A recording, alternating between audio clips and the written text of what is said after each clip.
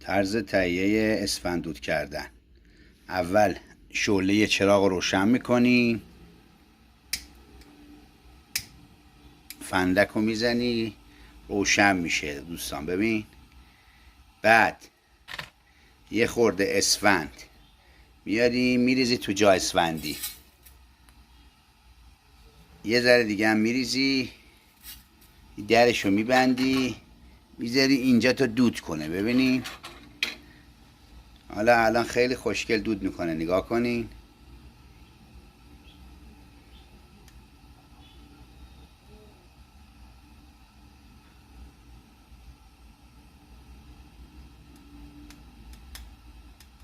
چش نظر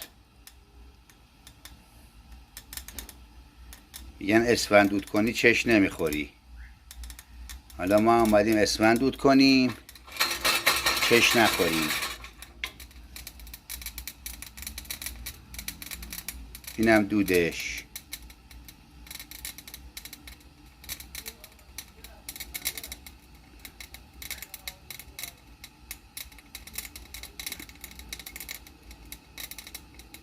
بفرست برای کسایی که دوست دارن چش نخورن اسفند دود کنن برای خودشون.